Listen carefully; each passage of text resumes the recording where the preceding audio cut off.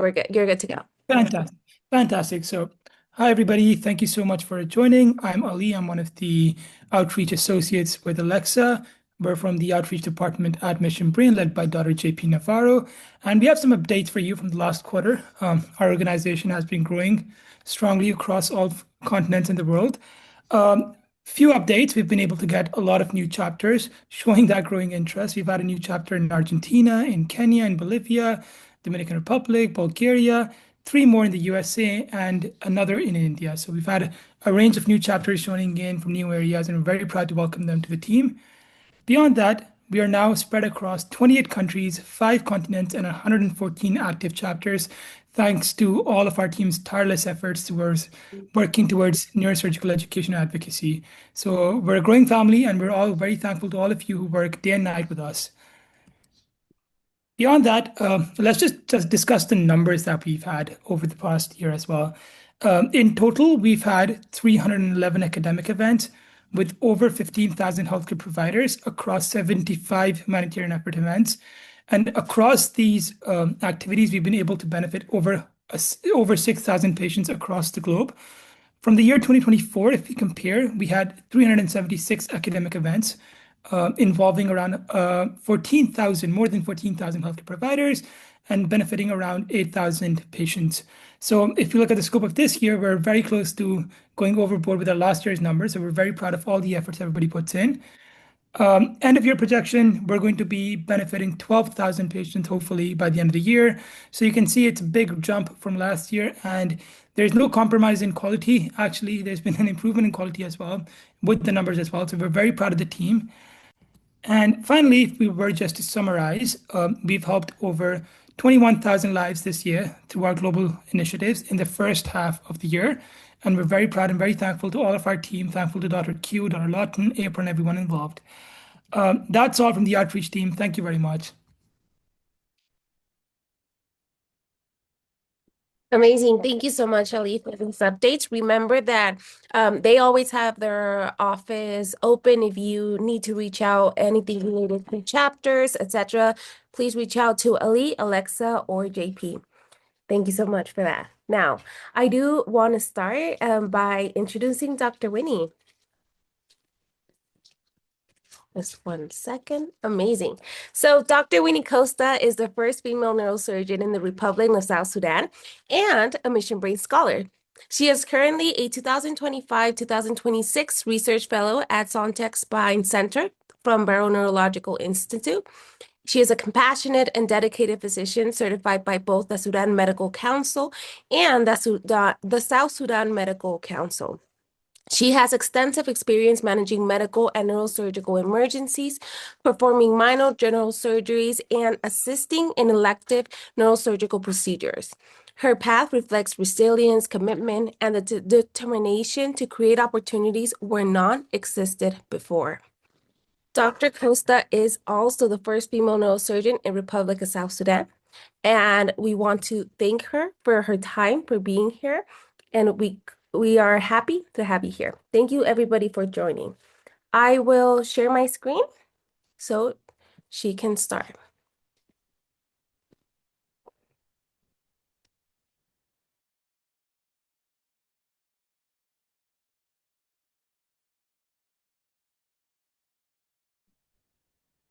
Yes. Thank you very much, Diana. Thank you very much, everyone, Ms. April, and all the team for this opportunity to share a bit of my journey with you all. And thank you for all the opportunities that you've afforded me. So just to start a little bit about my background and where I'm from. So I'm from South Sudan, this country here in red. It's the youngest nation in the world, located in the eastern part of Africa, with a relatively small population of about 12 million people. And we gained our independence in 2011 after we separated from Sudan. So you can see here some of the countries where I have, yes. So these are some of the countries where my medical journey has been. So, sorry, dear, I can't see the Yeah, screen. I am sorry, Dr. Winnie. My computer acted up. Give me 1 second and I can reshare my screen. I am sorry about that.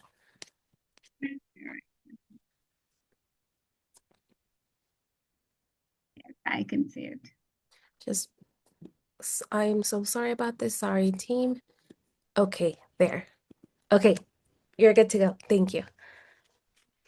Great. Thank you so much. Thank you for that.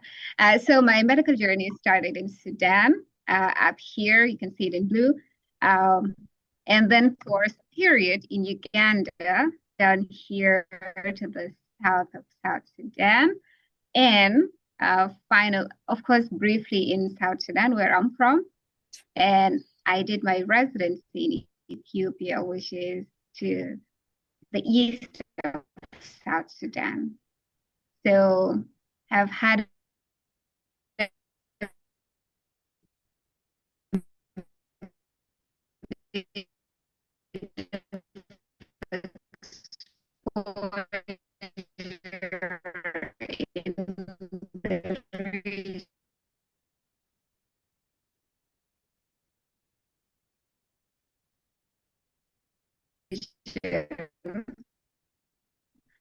and it's been a great experience. Yes. So I went to medical school in Sudan, in Khartoum. I went to the University of Khartoum, Faculty of Medicine, and been there from late 2010 to about mid 2017.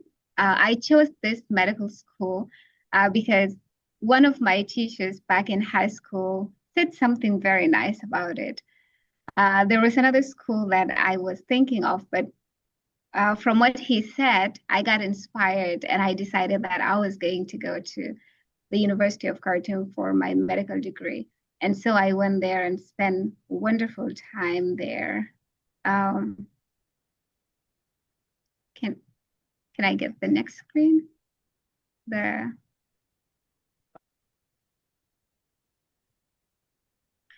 Yes. So after graduating in 2017, I did a medical internship. So the system back in the region, in Sudan, even South Sudan, and many other countries in the region, is that after you finish medical school, you do internship, which sort of prepares you for general practice in an independent manner before you can go into a specialty training. So I did an internship, which was 1 year long, and we rotated in the four major specialties, 3 months in each specialty. So I did pediatrics in one of the main children's hospital in the country, that is Jafar ibn Auf Pediatric Hospital. And then I did internal medicine in Ibrahim Malik. Of course, these are, if anyone is from Sudan, you might have heard of these names. If not, bear with me. And I did surgery in Academy Charity Hospital, and then I did obs and gynae in Soba University Hospital. Soba University Hospital is actually a university associated hospital associated with the University of Khartoum. So during my medical school, I did a lot of rotations here. And again, during my internship, I got the privilege to do my obstetrics and gynecology rotation there. Of course, medical internship in Sudan is not part of medical school. So you do that after you graduate from medical school. It is done through a centralized system. So all graduates would be randomly distributed to the hospitals in the country, and then you can do your rotation there. And that's why I was able to move through these different hospitals. The next screen, the next slide. Yes. So after finishing my medical internship, I did a brief period of general practice. And I chose to do it in emergency department because that would give me a lot of exposure and I would see a variety of cases. There are people who choose to do them in different setups. You can do your general practice in a GP clinic, for example, or you can decide to attach in any of the departments and be there as a medical officer. But I chose to do it in Omdurman Teaching Hospital. This was a very busy hospital, so a lot of cases, trauma cases, a variety, medical, surgical emergencies, respiratory in a special way as well. And then I traveled. Some of my family members were in Uganda, so I traveled there and I stayed there for a while and decided to join one of the hospitals there, Mulago General Hospital. And I attached there in a general and endocrine unit for about 3 months under the mentorship of Dr. Jane Falal. She's an endocrine surgeon, and she was a great mentor, guided me and supported me a lot during my time there. And then after that, of course, I decided to come back to South Sudan and prepared to go for my residency. So why did I choose neurosurgery for, yes. So why did I choose neurosurgery? Early on, I've known that I wanted to do medicine quite early on in my school years, I would say from primary school. And the idea I had, the picture I had in mind was that I was going to be a surgeon. Now, what type of surgeon? I didn't decide that until during my medical school. So my medical school was 6 years, and we did basic sciences in the second year. That's when we finalized some of the majors. And going through some of the systems, I fell in love with the cardiovascular system. So from there, I was like, okay, I think I would like to become a cardiothoracic surgeon. The second system that I enjoyed was neurosurgery. So those two were my top of the list, and of course, general surgery if I didn't end up doing any of the two above.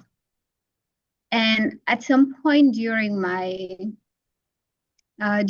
practice, I met a cardiothoracic surgeon, and he was asking us like, what specialty would you like to go into? This was during my time in general practice. And I told him I would like to become a cardiothoracic surgeon. And I told him why I wanted to be a cardiothoracic surgeon. I love the heart, and I would love to do open heart surgeries and the excitement. So he sat me down and he told me, by the way, we don't do a lot of cardiothoracic, we don't do a lot of open heart surgeries. We do a lot of chest and esophageal surgeries, but not a lot of open heart surgeries. And guess what? The main reason I wanted cardiothoracic was for open heart surgeries. And so if I wasn't going to do that, I decided, okay, maybe I need to put this one down. And neurosurgery was prominent then after that encounter with that mentor. And the reason I love neurosurgery, first of all, this is one of the systems that we had a lot of emphasis on during my medical school. Of all the systems that we studied, there was a time during a whole semester that was dedicated just for neurosciences.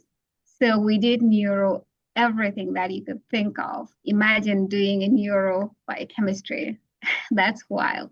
But that's how extensive the neurosciences were. And so it gave me an idea of how important it is. I was intrigued. It was a bit challenging, but I thought it was a healthy dose of challenge. It's something that would keep me on my tiptoes. And because, of course, I loved surgery, I wasn't going to go into a different path in neurosciences. So I decided, okay, I would go for neurosurgery. And lastly, it was a rare specialty. when I went back to South Sudan, there was no neurosurgeon in the country. For some reason, I thought, okay, maybe we have neurosurgeons elsewhere in the world, practicing elsewhere in the world, maybe just not in the country, but I want to go into this specialty and be able to contribute. Of course, later on, I found out that we did not have any neurosurgeon. So those are some of the main reasons why I chose to go into neurosurgery. Can we go to the next slide? Yes. So when after finishing that year of general practice in Sudan and going to Uganda for some time and attaching there, doing some general practice, I decided to go back to South Sudan and get ready to go for residency. Now we do not have neurosurgery, of course. We didn't have a neurosurgeon. We didn't have any neurosurgery residency in the country. We had other residencies. We had general surgery. We had obstetrics and gynecology because we had a lot of attendings that were in those specialties. Sudan, however, where I did my medical school, already had a neurosurgery residency program, but it was going to be challenging for me to join residency there since I wasn't a national anymore. So there were a lot of other requirements that would have made it difficult for me to do residency there. But there was this scholarship program, which was a result of an agreement between the Ministry of Health in South Sudan and the Ethiopian Ministry of Health, where they give us opportunity, the South Sudanese opportunity to go there and do their residency. So I decided to join that program. I did the exams, the entrance exams, and I matched into neurosurgery in late 2019 to Addis Ababa University. And that's where I went and spent 5 years doing my training. Can you go to the next slide? Yes. So the main hospital that was affiliated with Addis Ababa University is Tukurambasa Hospital, also called Black Lion Specialized Hospital. And of course, the first year we did more of general surgery. So we went to other different hospitals. But when we started focusing now on neurosurgery, there were different hospitals where different main specialties were focused. Tukurambasa had more of a focus on tumor. So we had a lot of tumor skull-based surgeries done in this hospital. Of course, also trauma cases and some emergency cases there. Some of the other hospitals, next slide, just to highlight those hospitals where I rotated. Can we go to the next slide?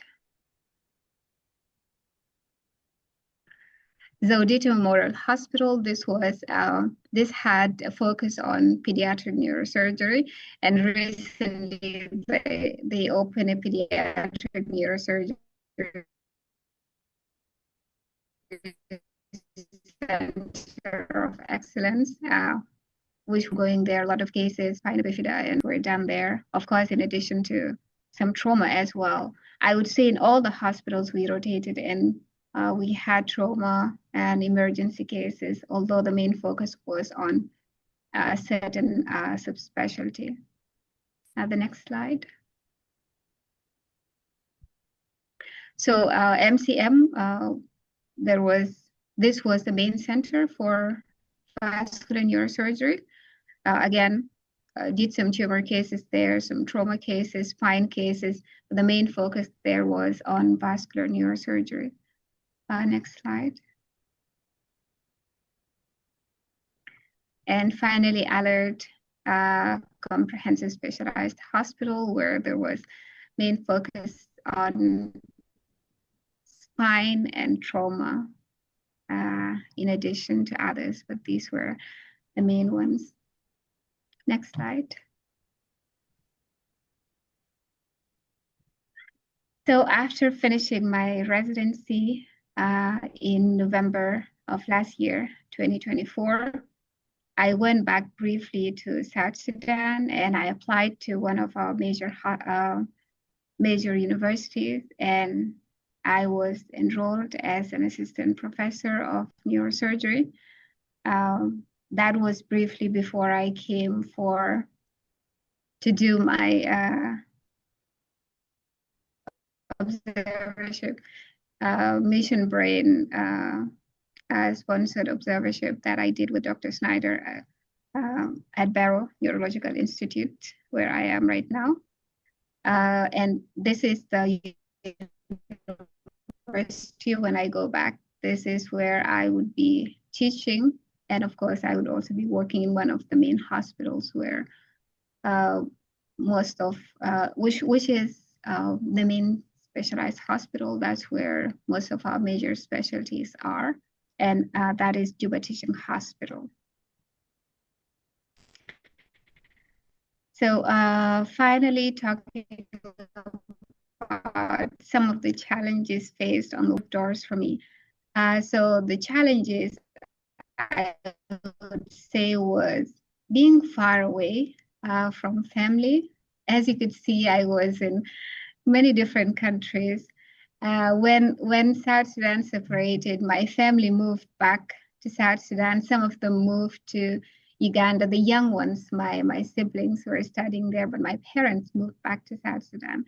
And I remained in Sudan and did finished my medical school and did my internship and practiced a bit away from them.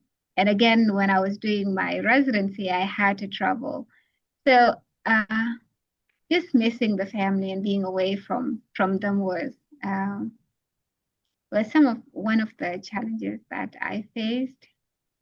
And of course, the challenges that are common to any neurosurgery residency, that is the long hours, the sleepless nights, the fear of doing a mistake.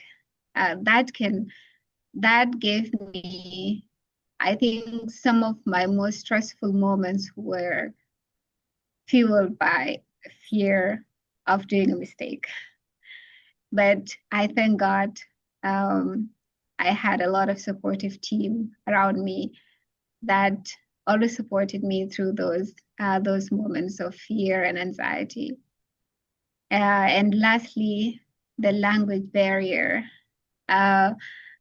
It can be challenging and sad if you don't know the language of your patient. Now, my colleagues were amazing. They always made sure that they translated for me.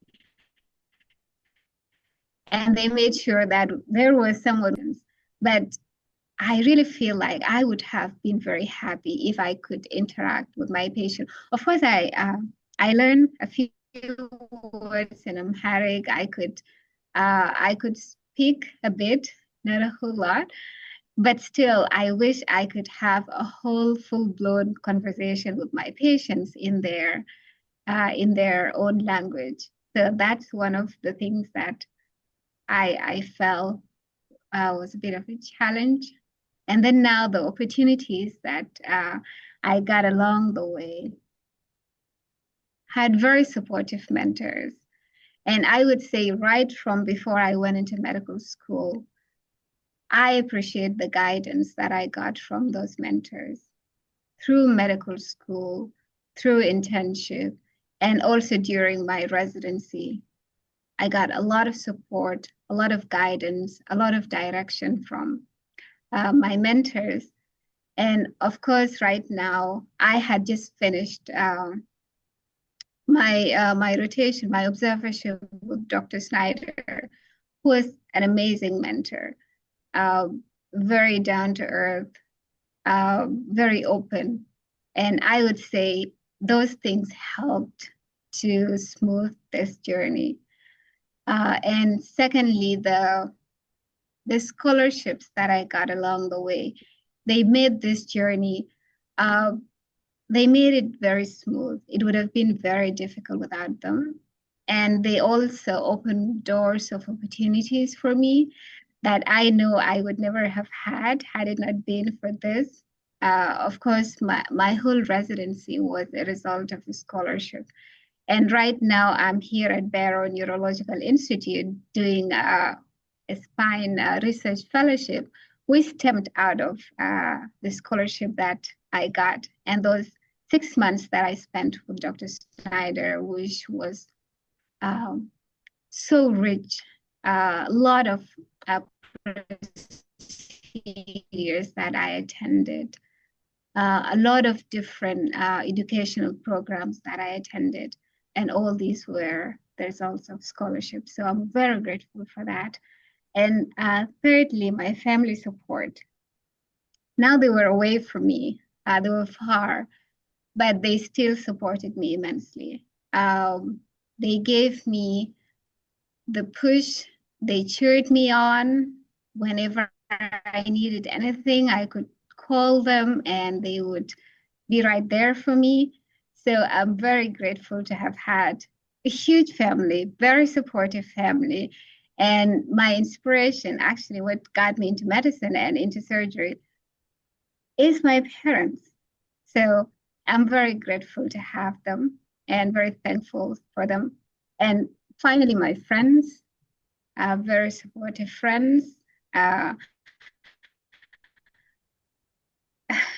Who have, during those some of the difficult moments I faced along the way, would pray for me, would support me, would encourage me, would give me, I would say, words of wisdom. Some of them are young, but don't underestimate the young ones. They have a lot of wisdom that would really push you and would really open your eyes to some things that you don't see. So I'm very grateful for that.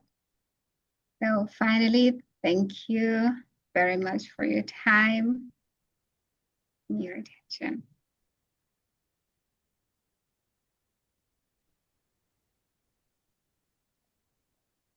Thank you so much, Winnie. If I may, Diana, I would really like to thank you for this presentation. Your story is very inspirational. We have so many young people here. I think listening to your stories are quite inspired, your journey towards neurosurgery. I would also like, before we open it up to the questions from the audience, I'd like to acknowledge that your recipient of the WIN scholarship is also here, Dr. Mabel Banson. Thank you for joining us today. She was the lecturer last time we were here, so it's so wonderful to see that continuing support. And I saw both of you become each other's, I think, friends and support during CNS, which is really lovely to see. I also would like to acknowledge that we have our two new recipients of the WIN scholarship are both here, Dr. Raisa Diaby and Dr. Nazira. I'm so sorry, Nazira. I'm gonna totally mispronounce your name, so I'm just gonna say your first name. So if you guys could give them a round of applause, they're here with us today. It's also a pleasure to have our board member and president-elect of the um, um, American Black Neurosurgeons, Dr. Ernest Bartholomew is also here. So I'd like to acknowledge all of them who are here in the lecture today. So yes, having said that, please, if you have any questions, any comments, feel free to do so. Diana, I'll give it back to you as host. Of course, thank you so much, April. And thank you, Dr. Winnie. It is always such a heart-touching moment whenever we can hear you speak. It is it is such an honor for Mission Brain to have you part of the family. So thank you so much. And we open it up to questions. Does anybody have a question? You can go ahead and write it in the chat or come off mute. While they're preparing the questions, Dr. Winnie, I just want to spotlight the amazing congratulations and comments that they're leaving for you in the chat, and congratulating you for all the work you've done. While we're waiting, Diana, I'd also like to acknowledge Dr. Bernice Golick. Bernice is the president, co-chair of the Global Neuronursing Association, and she's also here with us today. So it's really wonderful to have everyone be part of this lecture today. Okay, any questions from anyone? Any comments? Belinda, go Yes. ahead.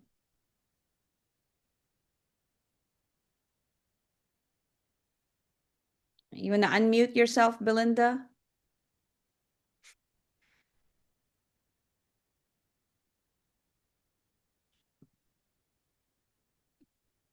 She's having a difficulty with Connection, yeah. connection. Hello, thank you so much for the opportunity. Thank you so much, Dr. Winnie, for your presentation. I hope you can hear me very well. I Loud was a and little clear. bit disturbed in unmuting. Yes. So, Dr. Winnie, thank you so much for your presentation. And my question is just like simple. So I'm from Uganda. I study at Mapour University of Science and Technology, and I'm in second year of medical school. But now the problem is I'm also so much interested in neurosurgery, but we usually have, okay, I usually get this question, like when I tell someone I'm interested in neurosurgery and they would tell me I'm still like just in lower classes, things change along the way. So I don't know, I kind of like get demoralized, something like that. So how are you able to keep up the spirit, like regardless, even when you're still in lower classes, let me say. That's my question. Thank you. Thank you so much, Belinda, and congratulations. Medical school can be a toll, and it's wonderful that you already thought of your specialty so early on. It's very interesting that I also thought of my specialty when I was in my second year of medical school. And I would tell you, yes, people may tell you it's so early on, but there is a reason you chose neurosurgery as a specialty. So just keeping that in the back of your mind, there is definitely something that triggered that passion within you. And as long as that is still burning in your heart, nothing is going to stop you on the way. It's true sometimes, of course, in my case, I had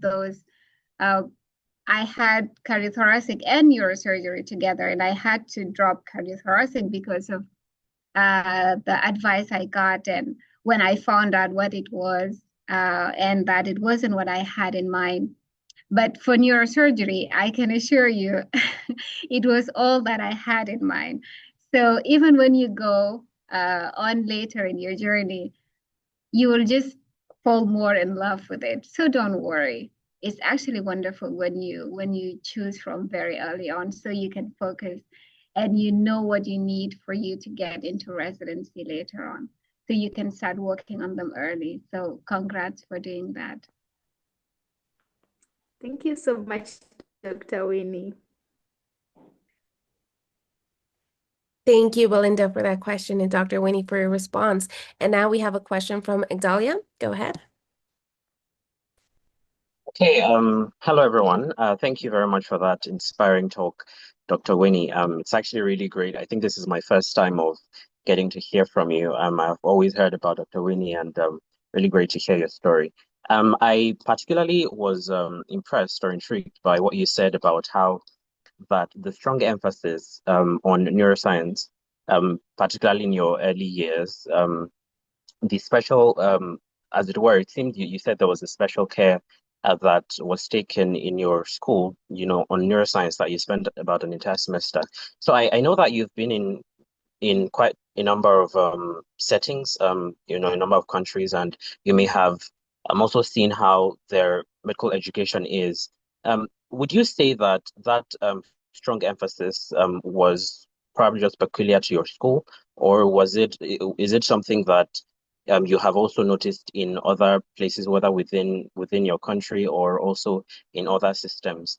And what would you say, if it is not the case, then what would you say has been the difference in the systems or education systems that you've, witnessed in terms of that emphasis, that neuroscience emphasis, particularly in the early years? Thank you.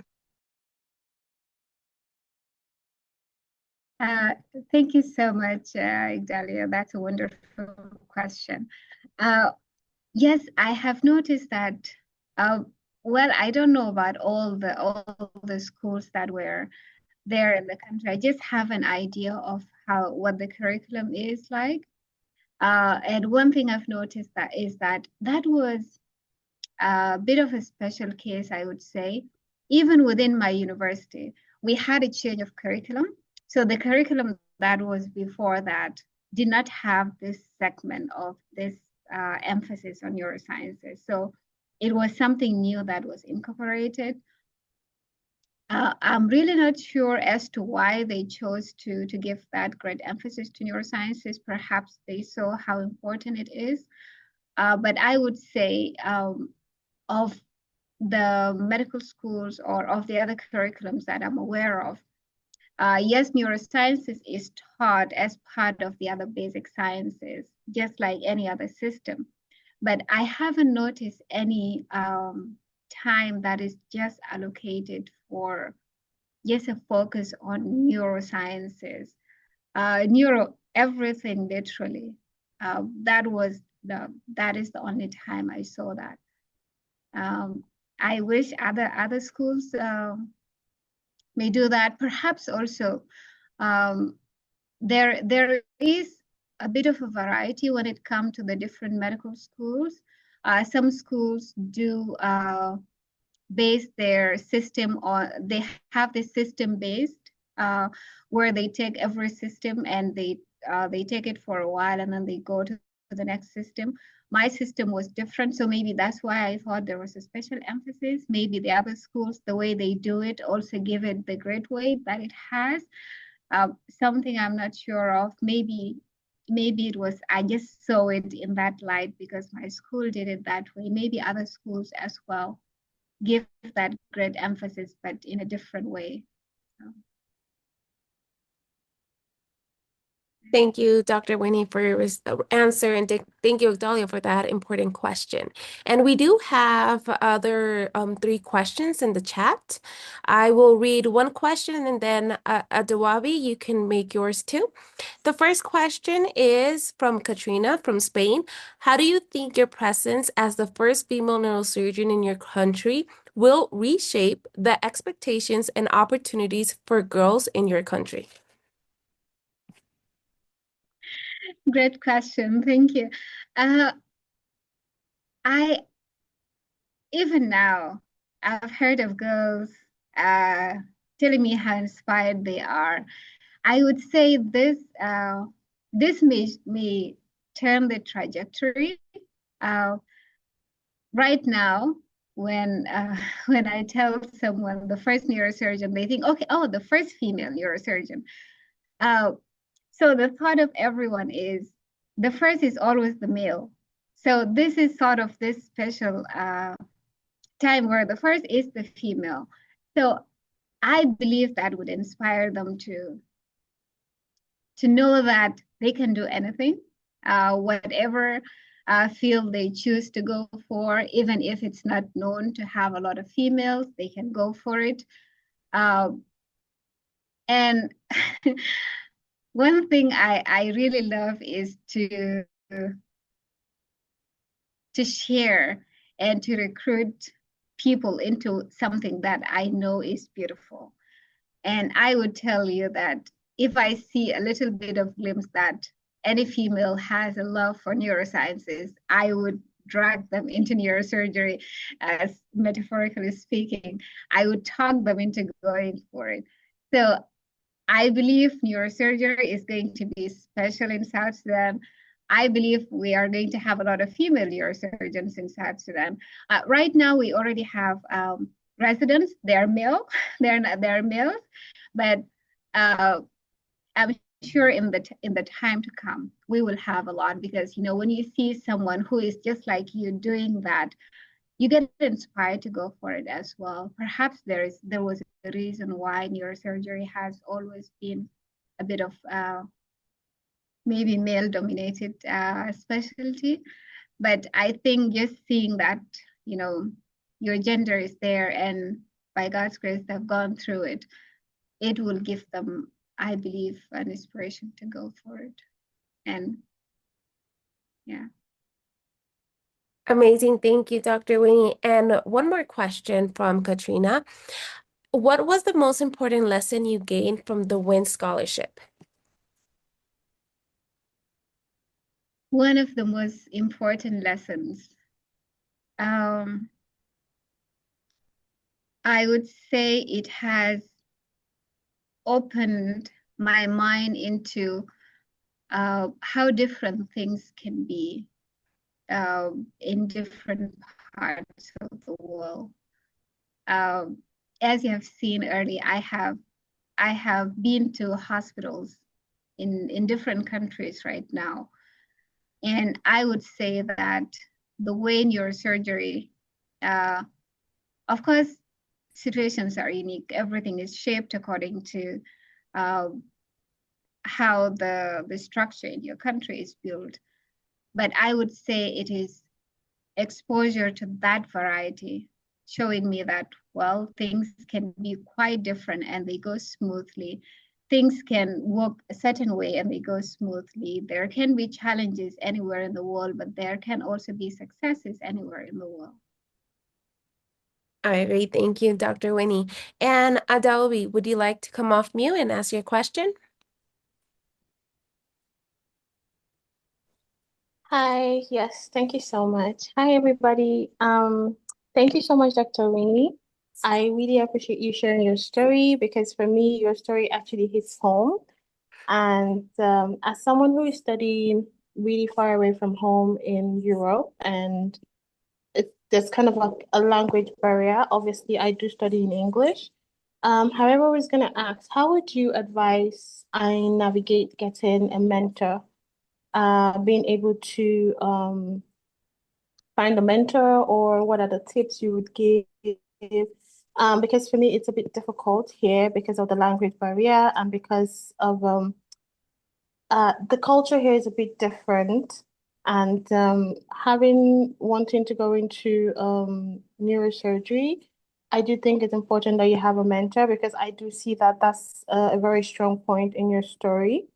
And I was just going to ask, how would you advise I navigate that, and what are the tips you're going to give to me? Thank you so much, Adobe. That's a very important question. I can relate to you. Language is a big thing. But I would say look for someone who has the same path as you, if there is anyone you know of.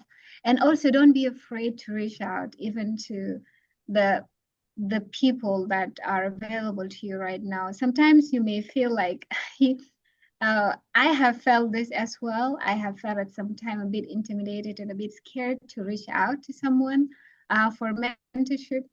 But just try and talk to them. But I would also say that it doesn't only have to be where you are. Your mentor can be from anywhere else in the world.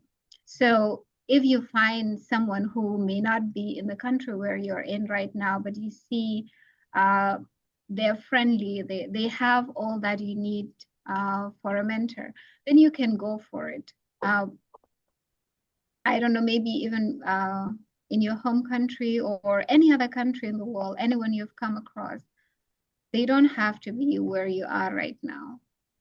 And they can give you guidance. There are so many similarities along this path, and they can help you. Thank you for the response, Dr. Winnie. Now, Dr. Gulick, you can come off mute and ask your question, please. Yes, thank you so much. My name is Bernice Gulick, and I want to thank you, April, that letting us know this is what's happening today. So I was able to join in maybe a little bit late, but I'm happy to be here. And I want to thank you, Dr. Winnie, about sharing us your experience today. And I think it's truly inspiring. And I'm actually a nurse practitioner by training. I'm at the in US base.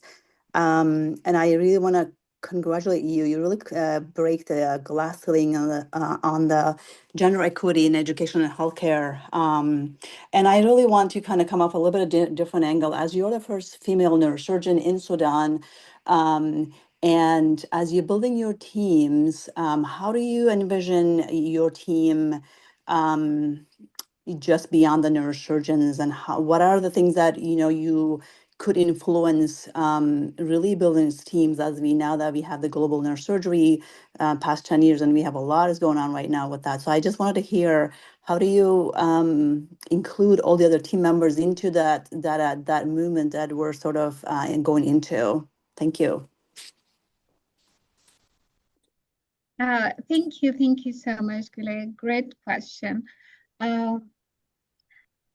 Already, perhaps Ms. April already knows this, but starting about a year ago, we have started to sort of form a team, and I've talked to a number of nurses, because neurosurgery is a team play, and we need a lot of different members of that team to come and work together. So I have already talked to a number of nurses, and I'm sure they would be happy to help build up the unit that we're planning to have in the hospital. Some of the other, I would say, members that I would need, let's say, in physical physiotherapy or neurology as well, because neurosurgery, we work closely with neurologists sometimes. There is already a neurology resident right now. He's about to finish, and we have already talked and working together. Physiotherapy, yes, there is one that I know of that we can work together. Nurses, a good number of the team I have talked to, and I'm sure they would be willing to work. So, and of course, as we go along the way, as we start and then we see what we need, we can reach out to all the other members that we would need along the way. But yes, thank you so much. It's a teamwork. It's going to be a big team that is needed. And hopefully it will be, I will be able to find all of the members that we need. Amazing, thank you. And we have some questions in the chat from Tanya Rodriguez. Dr. Winnie, how do you balance your personal life versus professional one? Thank you. Thank you for that.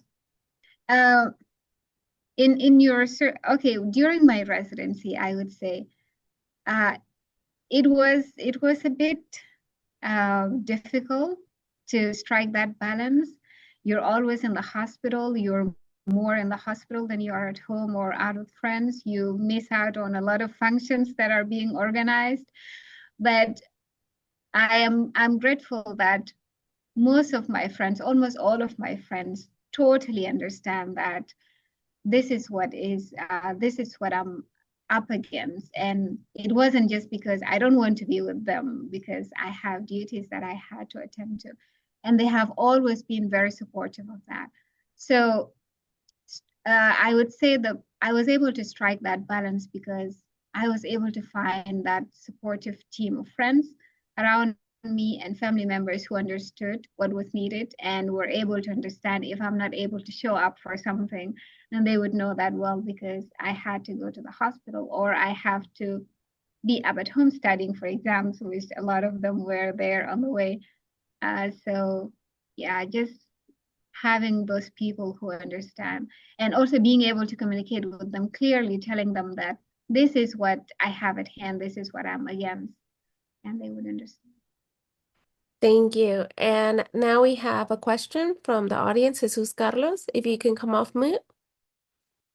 Sure, thank you. Dr. Winnie, I have a question. What are your plans about raising neurosurgical awareness in your country, both to medical professionals and to patients, so that anyone that has a neurosurgical pathology can get referred to the appropriate place to get treated? Timely matter. Thank you. Thank you so much, Yusuf. Um, I would say it will need a lot of teamwork. A lot of my colleagues already know. I'm already in contact with a lot of the doctors back home, and they know when I would be available, when I would be around, and when we are going to kick it off, and they can help tell the patients around them. But I would say one of the ways that I have seen have been successful in raising awareness was when I was back in medical school, there was this system of actually empowering the medical students to go out into the community, because they can do an amazing job in doing that. They actually go out into the community and raise awareness. Of course, being able to talk to the different leaders within the community to tell them this is what we have, and just let them know about neurosurgical cases and what they need to do when they get any of these symptoms, or when they have someone they know who is going through this, to where they can go for. So I would say the team of my colleagues that are there would be very, I know they will be very supportive. And when I start to work with the medical students in the university, they can incorporate that into some of the programs, because I'm aware in most of the medical schools, they have that incorporated program where medical students go out into the community and raise awareness. So neurosurgery would be one of those things that hopefully would be incorporated into that. Amazing, thank you. And we also have questions from our chat from Nicole Peñalosa. She's commenting that there's an amazing pathway, Dr. Winnie, and she has a question that what is the best advice that a mentor gave you and that you remember until today?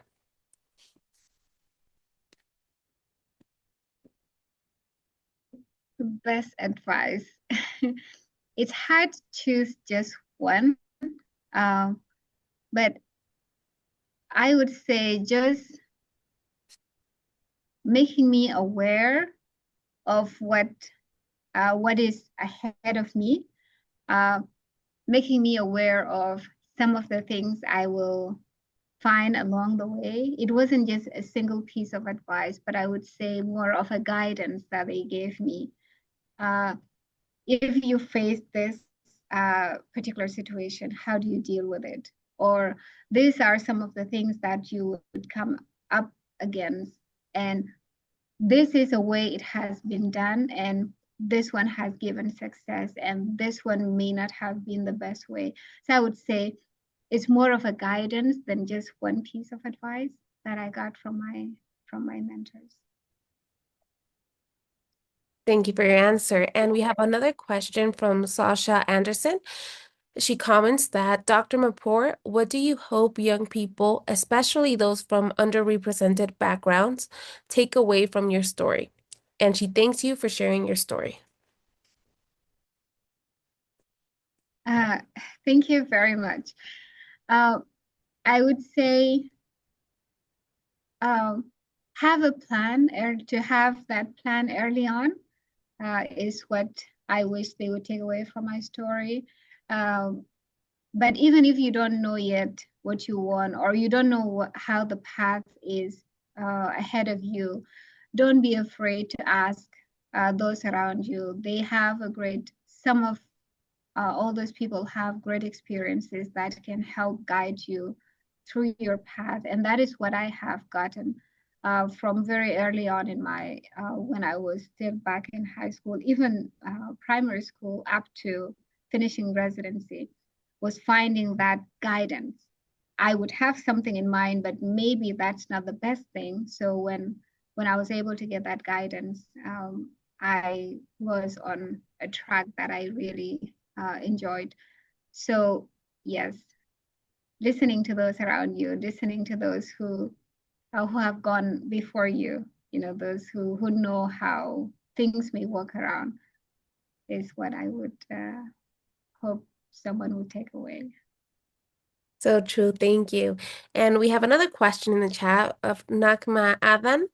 And the question is, what are some of the things you did as a student in medical school that you can say has prepared you for neurosurgery?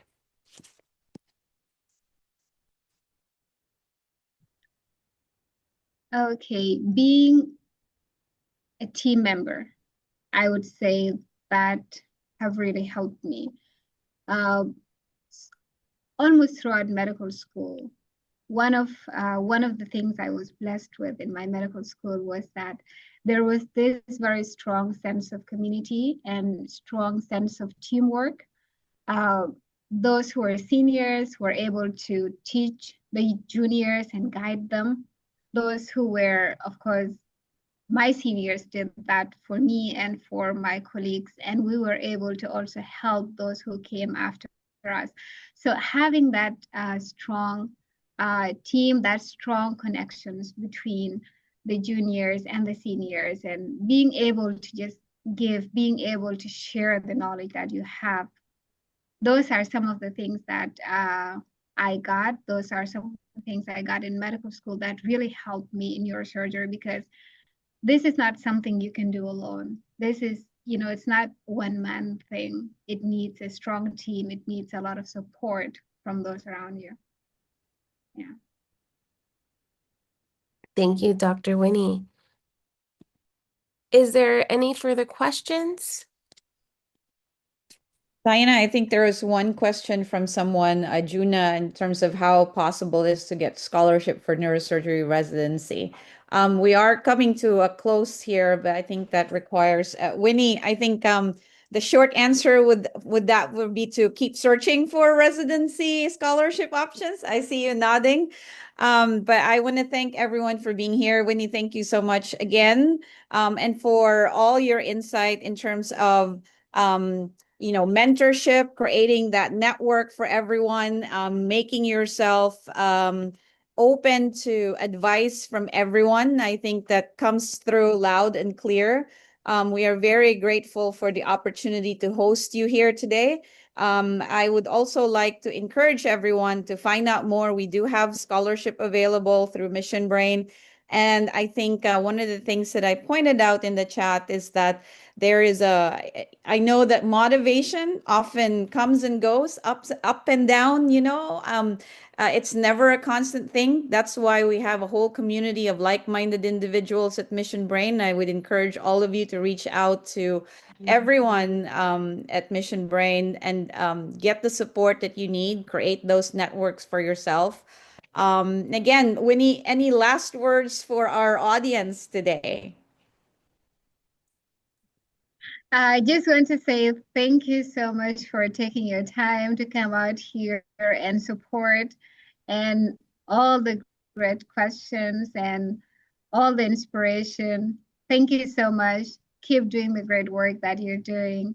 And in a special way, thank you so much, Ms. April and Mission Brain team, for the wonderful opportunity. Thank you. It's our pleasure. It's our honor to have you again and to have this opportunity with you. I'd like again to acknowledge our other scholars who are here today.